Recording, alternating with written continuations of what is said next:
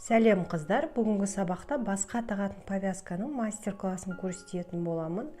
Тоқыманы жаңадан үйреніп жүргендерге де осы мастер-классқа қарап оңай тоқып алады деген ойдамын. Ал бастаймыз. Бізге қажетті заттар: ол жіптен 1 қажет, носки тоқитын спицадан 2 қажет болады, және ине, қайшы. Жіптің номерін, атын мен описанияға қалдырып кетемін. Бір спицаға 22 жіп теріп аламыз. Повязкамыздың бәрін оң қылып тоқимыз. Оң дегеніміз ол лицевой деп аталады орысша. Лицевой болғаннан кейін ол өте жақсы созылады. Сондықтан өзіңізге қажетті размерді өлшеп отырған дұрыс болады. Мысалы, мен 50 сантиметрлік бас айналымына 37 сантиметр ғана тоқыдым.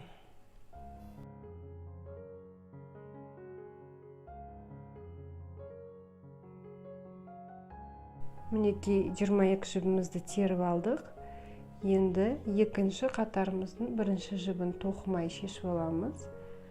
Қалған жіптерімізді оң қылып тоқимыз. Тек соңғы жіпті ғана теріс тоқып отырамыз.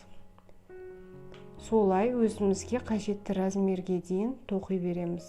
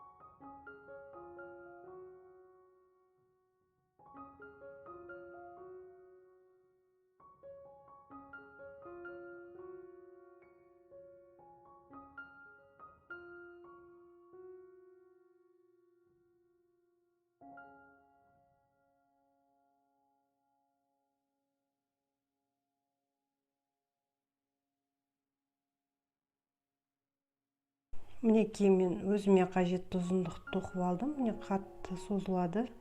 Бастан түсіп қалмас үшін кішкене өзіңізге қажетті размерден кішірек тоқу керек, өйткені нық тұратындай баста. Қазір өлшеп көреміз. 50 сантиметрлік бас айналымына бізге 37 сантиметр тура келді. Енді осымен тоқымамызды аяқтаймыз. Бірінші жібімізді тоқымай түсіріп аламыз. Екінші жібімізді тоқимыз да, бірінші жіппен былай аттаймыз видеодағыдай. Қалғандарында солай жасаймыз. Солай тоқымамызды аяқтаймыз.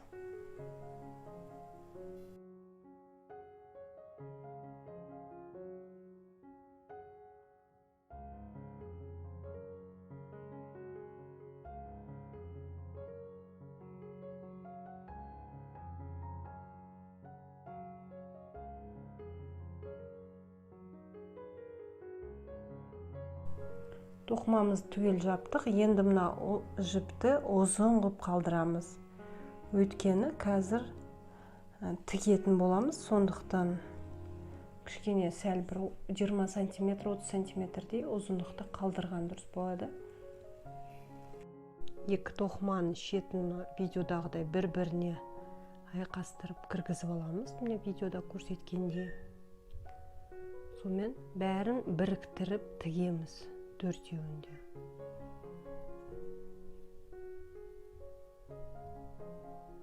Жақсылап тігеміз, арасында ашық жерлер қалып қалмайтындай.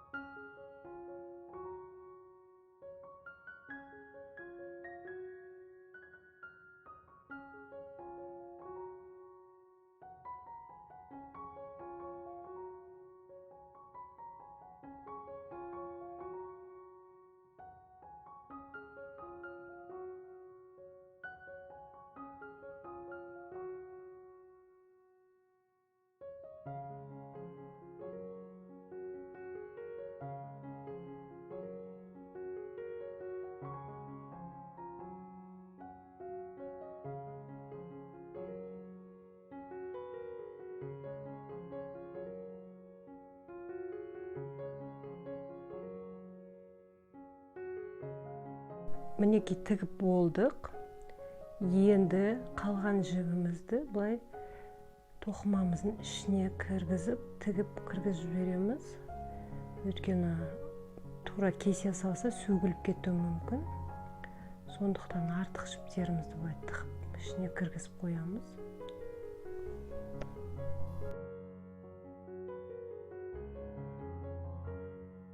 Осылай жібімізді шығарып, тартып, кішкене тура түбінен кесеміз, көрінбейтіндей.